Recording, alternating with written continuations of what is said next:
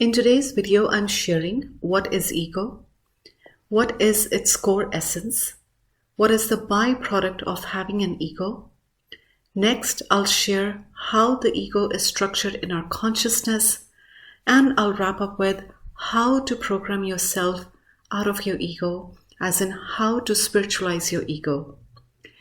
I have added timestamps in the description below, so feel free to skip forward. At the most fundamental level, there are two ways of thinking in the world. We can think as our ego or as our soul. Now, our soul is what gives us high, lofty ideals, whereas our ego is a part of the mind that is usually self-serving and self-centered. Sai Baba used to say that God equals man minus his ego. Even Bible says that God created man in his image and likeness. And so clearly, what stops us from realizing God is our ego. Now, from a psychological perspective, when we talk about our ego, we are talking about our egoic mind. If you search for ego versus soul on Google or Pinterest, you will come across many images that look something like this, highlighting the two modes of thinking. Now, the terms that I like to use is negative ego and Christ mind. Christ mind is self-explanatory. The term negative ego is used for two reasons. One, to emphasize the negative traits and conditioning of this ego mind, because it's often this part of the mind that perpetuates our pain, our inner suffering. And the second reason is that the term ego is often used to describe individual consciousness.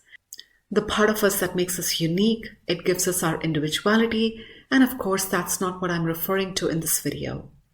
So here on out, when I use the term negative ego mind, it will be used to represent the ego thinking. Now, the visual that I like to use to differentiate between the ego mind and the Christ mind is this. And here we get to choose which mind we will empower, which mind we will listen to, which mind we will give credence to every single day, because that will dictate the quality of our thoughts and hence our consciousness. Now, when we choose to filter our thoughts through our negative ego mind, it's like filtering water through a dirty cloth. And so what you get as an output, what you get as an end result is a level of mind that focuses on separateness because it sees itself separate from everyone else. We get a level of mind that is actually terrified of the world because it sees life through the lens of fear and is devoid of love and unity. And we get a level of mind that is self-centered, self-serving, almost like a narcissist, because it filters everything through the lens of what's in it for me. So fear, separation, and self-centeredness, these form the core essence of the negative ego. Now, when we think from our negative ego mind, what we get is superiority and inferiority complex. And this also gets reflected in our thoughts, in our beliefs, in our behaviors, the archetypes we relate to and then play out in our daily life. Because when we think ourselves as superior, we usually tend to be intolerant, impatient, arrogant, manipulative, attacking, angry, judgmental in our thinking. In contrast, when we think we are inferior or like a victim, we tend to be worried, have low self-esteem, low self-love. We easily feel jealous, feel guilty, hurtful, fearful. And so when the negative ego mind is triggered, these are the attitudes and behaviors that take the center stage in our life and experience. Now, another cornerstone of the negative ego mind is duality or dualistic thinking, that is, thinking in terms of good, bad, higher, lower, right, wrong, and so on. When our thoughts are polarized, we can no longer see our life through the lens of neutrality, or We no longer see our life experiences as lessons or challenges we need to overcome. Instead, we interpret our life through the lens of either we are a victim or a victimizer. Either we are a predator or a prey in the drama of our life. We become either a master or slave, famous or insignificant, beautiful or ugly. Instead of just taking a pause and proclaiming, hey, I'm a spirit having a human experience. And so with everything we have discussed so far, I think it's safe to declare that if our default operating system is our negative ego, then we create a negative reality for ourselves, and we end up attracting situations, circumstances that usually bring about even more negativity. Now, if you're sitting there wondering, well, where did this negative ego come from? The answer is, God didn't create negative ego, our humanity did. And how? Through over-identification with the physical body, by becoming overly materialistic. The truth is, our modern culture and society, we glorify negative ego. So let's take social media as an example. When a person puts up a facade to stay popular, relevant, to garner more likes, brand deals, endorsements, and on, what they are really doing in a way is perpetuating a level of mind and becoming deeply entrenched in these patterns and behaviors. Now, we started our discussion saying that we have free will to choose which mind we will empower. And so it's often the misuse of our free will that perpetuates this negative ego thinking. And as long as we are tapped into this lower mind, this negative ego mind, we can't access our Christ mind and higher self. Now let's discuss a few examples from our daily life so you can really get a feel for this level of thinking in yourself and in other people. Say you start a diet, but keep eating the wrong foods. Or say you join a gym, but don't work out. Now these are examples of your negative mind controlling you. Another example is, say a mother wants to treat her child with love, with respect, but resorts to ranting and raving. She has surrendered to her negative ego. Similarly, a spiritual teacher who believes that he is free of his ego, but then performs his work for accolades and not for serving other people. He is under the control of his negative ego.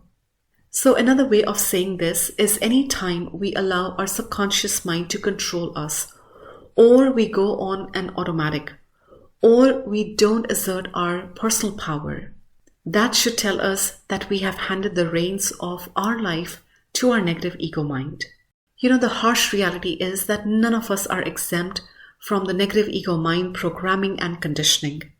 We are impacted by our negative ego at every single waking moment of our life, and the worst part is most of us are not even aware of its existence and the detrimental effect it has on the quality of our life.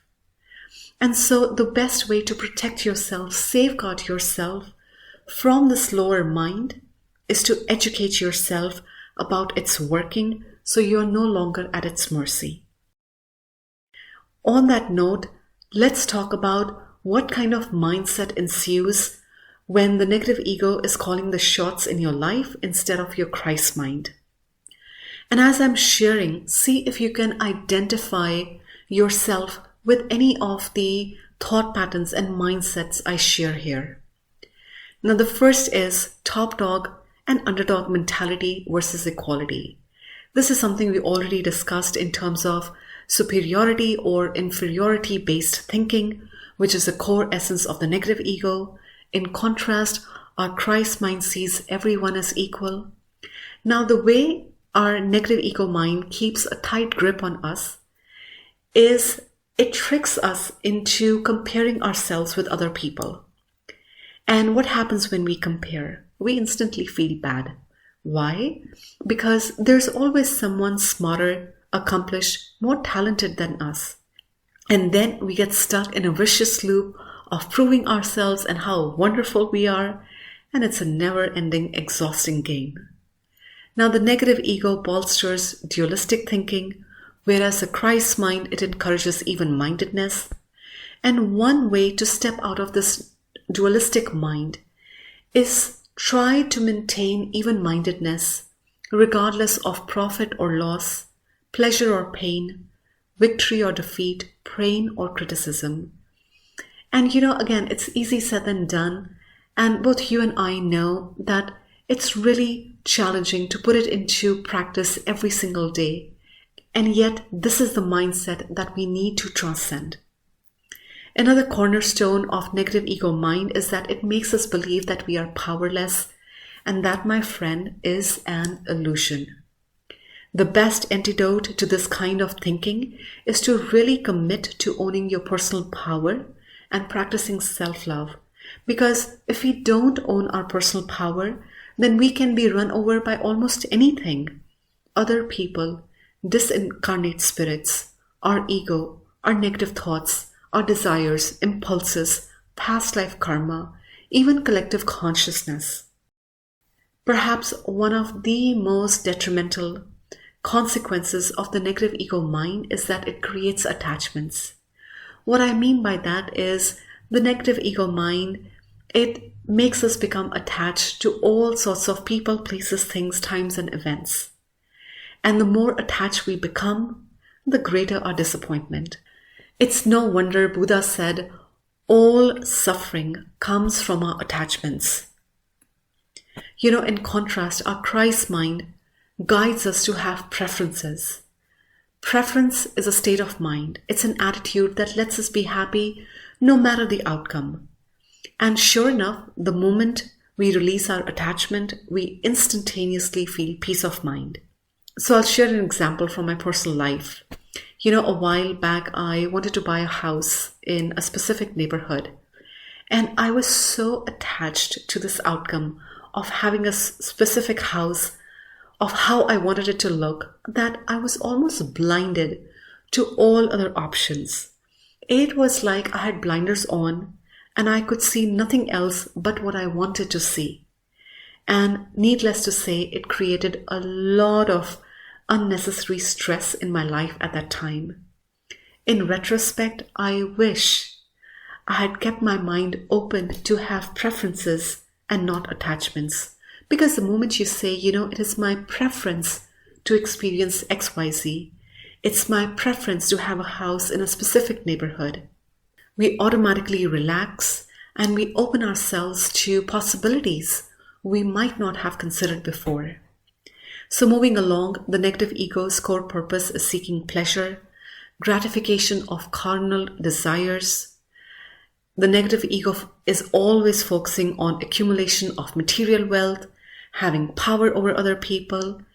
In contrast, the Christ mind is constantly nudging us to achieve liberation from our karma, be free of the cycle of death and rebirth. Another byproduct of the negative ego is that it instills poverty consciousness versus prosperity consciousness, which is the hallmark of Christ's mind. Now, according to our negative ego, there's never enough to go around.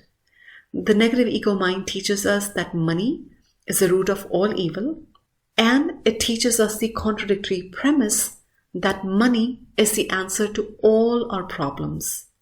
And then it tries to convince us that we are undeserving of prosperity. Do you see how twisted this mind is? In contrast, the Spirit's attitude is, you can be rich and spiritual simultaneously. The negative ego mind, it creates insecurity because it teaches us to find security outside of ourselves, in other people, in possessions, in houses, in money, and so on. In contrast, Spirit teaches us that true security can be taken away from us because it's grounded in our personal power.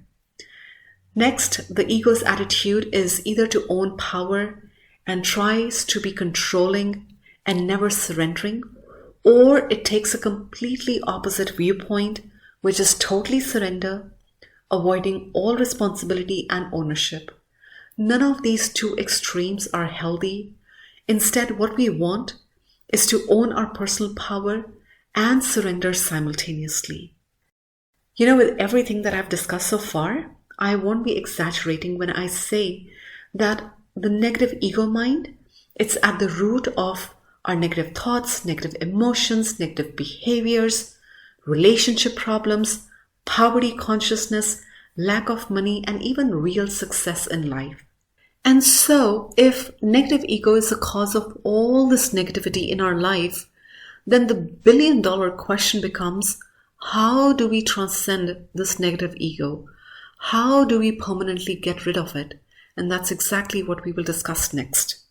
In order to make a quantum jump from the negative ego thinking mind to the Christ mind, we first need to understand the structure of ego, as in how it is organized and put together in our consciousness. Because once we understand that, then we can see what we are up against. Then we can heal it, we can spiritualize it. So ego structure, let's break this down. Now, a structure determines how something is organized. For example, DNA molecules have a specific structure in how the nucleotides are put together. Similarly, proteins can have different structures, and so do organizations. Now, when we talk about negative ego structure, unlike our DNA, we can see our negative ego because it's not part of our physical body, but our energy body. And the negative ego structure has 3 layers. Think of it like 3-tier chocolate cake. And the raw material that is used to put together this negative ego structure, it includes painful memories, painful and negative emotions, painful and negative thoughts. And these 3 layers of the ego structure, they correspond to 3 minds inside us. The base layer is formed by the unconscious mind, the middle layer is formed by the instinctual mind, and the top layer is formed by the conscious mind. Now, each energetic layer has a separate function, and yet all 3 layers, they are interconnected and they directly impact each other. Now, these 3 minds also correspond to the functioning of chakra 1, 2, and 3. And this is something I mentioned in my videos on chakras, and I'll put a link to that in the description below. Now, starting with the first layer, think of it as the hard drive of the ego. That's because it stores all of your memories from this life, from other lives, from in between lifetimes. So it's kind of like your permanent memory storage device. And it has all of your experiences, the good, the bad, the ugly, everything in between. Now, the good memories are never the issue. No one complains about them. But the bad ones, they always get us into trouble. Say your body suffered some abuse or trauma in any lifetime. That information is going to be stored in this hard drive. So is the memory of being caught up in a cataclysmic event like an earthquake or a volcanic eruption or a tsunami, or being on a planet that exploded and you're wondering what the heck just happened. All that information stored here. Now, the painful memories in the storage device are segregated into 4 groups. Memories of shock, memories of trauma, memories of abuse, and memories of devastation. Often when people have unconscious fear and phobias, like say fear of heights or fear of persecution, these fears could very well be sourcing from another lifetime and impacting them in this life through the memory stored in this hard drive. Similarly, our unconscious mind, it controls the autonomic nervous system and the autonomic bodily functions. And many times, unhealed trauma memories in this hard drive can create physical ailments, physical diseases in our body. So many times we feel pain in the here and now, not realizing that the origins of that pain is another lifetime. Now, moving along to the second layer, this is represented by the instinctual mind, and the content of this layer also remain unconscious. That is, we are not aware of them. Now, this is the layer where our addictions stem from, where our instincts stem from. And so the first step in healing is paying attention to your drives, to your instinctual drives through dedicated self-awareness practice. Now, this is the layer that's directly impacted by the painful memories in the first layer. Now, the first layer acts as data storage, and the second layer is where we feel pain. Now, when the painful memories in the first layer are not cleared, think of it like having garbage in the first layer. And that garbage is going to create partitions or walls in the second layer. Where before the second layer was whole and complete, now these partitions, these walls, have divided the second layer into different sections. And these partitions, these walls, then manifest as our primary emotional states. These are emotions of feeling unworthy, shame and guilt, lack of trust, self-doubt, betrayal, abandonment, anger, rage, feeling fear, or feeling as if you are entrapped or being enslaved. And the more we identify with these emotional states, the more disconnected we become from our inner spirit. Moving along to the third layer, this is represented by our conscious mind. And this is the part of our ego that we perceive as our personality. Now, if we pay attention to our thoughts or we commit to a meditation practice, we start to become aware of our negative ego thoughts. We start to become aware of the contents of this third layer. When we have unhealed memories in the first layer, they become negative emotional states in the second layer, which in turn create ego houses in the third layer. So in the third layer, we now have ego house of lust, ego house of wrath, ego house of greed, of envy, gluttony, laziness, and pride. What this means is that our thoughts become colored by these ego houses. And what keeps strengthening these 7 houses of ego is our judgment, our upbringing, our life experiences. Sometimes these houses get formed as a part of coping mechanism, and of course by repeatedly playing out a trait of an ego house. So as an example, letting pride get in the way of our work or our relationships. Unconsciously, we are strengthening the ego house of pride. And the stronger the ego house is, the more they repel Christ mind. So let's take an example from everyday life to elaborate what we have discussed. Say a person has experienced some form of abuse, trauma, shock, or devastation in their life. And we have already discussed when these memories are not cleared, they are not addressed, it will create negative emotions in the second layer, and in the third layer, at a mental body level, these thoughts will be colored by the ego houses, right? Now, at the energetic level, the third layer of the person would look something like this. Now, this person is bound to struggle with addictions, with negative thoughts, with negative behavior patterns dictated by their ego, depending on how strong or weak it is. And no matter how much they try to think positive or meditate or develop self-help practices, this person is going to be at the mercy of their negative ego, no matter how hard they try. Sure, they'll have moments of relief, but nothing long-lasting. And I know this intimately because I was this person. And it wasn't until I started addressing the painful memories in the unconscious mind that I finally got a grip on my negative thoughts and emotions. Because as long as the internal ego structure is alive and well in our consciousness, it becomes next to impossible to think with our Christ mind or embody Christ consciousness. And no matter how many self-love rituals you create, you develop, they don't work in the long run because the source, which is the negative ego structure, hasn't been dismantled.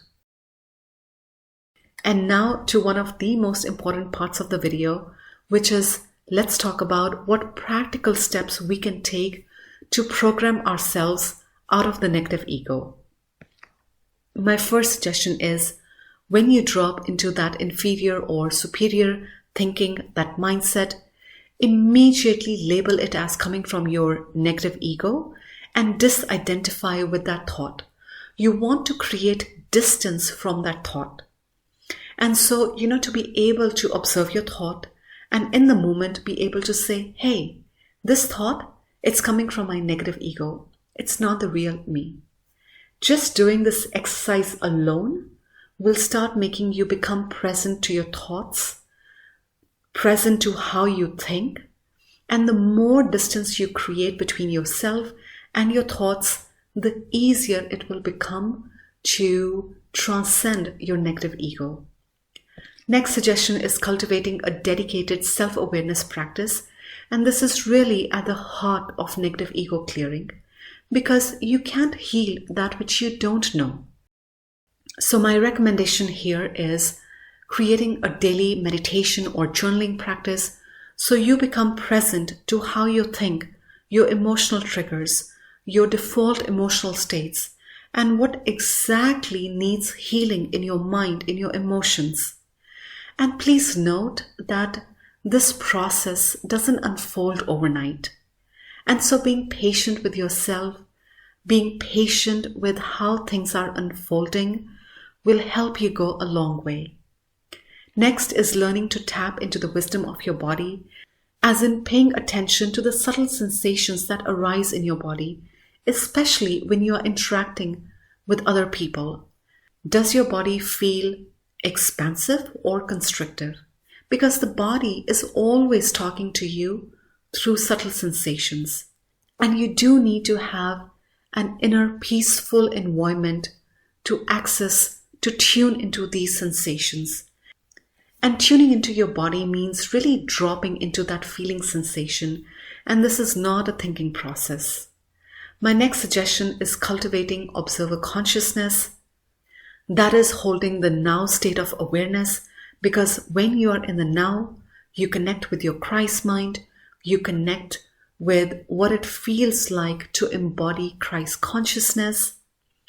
Another suggestion is, perhaps this is the most potent one that you can apply right away, which is that anytime a negative thought enters your mind, take a pause, deny its entrance, and push it out. This is called denial and affirmation. It's kind of like switching channels on television. First, you deny the thought, and then you replace it with something positive. And the thing is, no one can do this work for you. Only you can control your thoughts. And the more you deny your negative thoughts and keep your focus towards God, towards your spirit, eventually the negative thoughts are going to die from lack of oxygen, from lack of energy, and over time it will become way easier to stay even-minded and stay positive. At the heart of transcending the negative ego mind is purifying our mental and emotional body. And one easy way to bring about this change is addressing the pain in our heart so that how we think and how we feel are in alignment. They are in synchronization. And this process usually means re-evaluating our beliefs, our values, and consciously interpreting life through the lens of Christ mind instead of negative ego mind. And finally, my suggestion to program yourself out of negative ego is to learn psycho-emotional centering, meaning you are centered at a psychological level and at an emotional level. An excellent visual that you can refer to in your daily practice is this. And just as a reminder, you don't want to play out into duality. You want to stay away from superior, inferior thinking and stay centered in your spiritual self. Now, if I were to collate all these suggestions and put them into series of practical, actionable steps that you can take right away, then it would look something like this. In other words, if you want to evolve out of your ego mind and into your Christ mind, that journey involves a series of steps.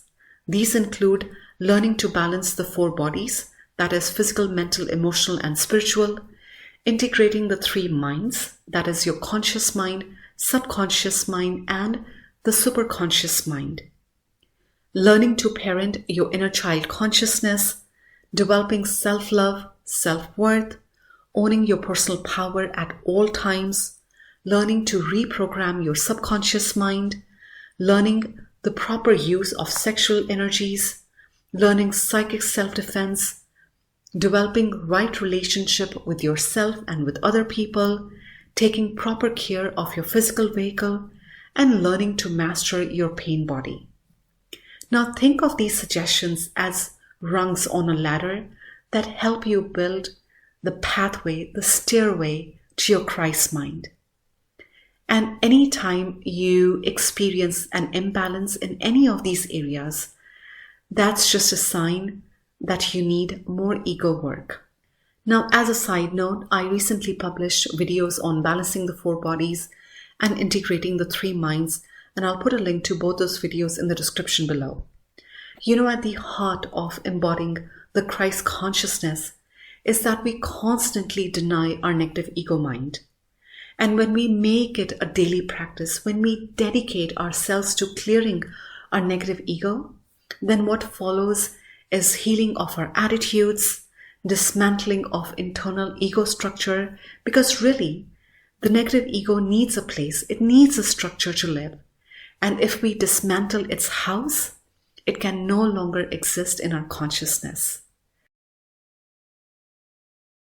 Now, in wrapping up, I'll share a personal experience with negative ego clearing and how it helped me let go of many painful experiences in my life.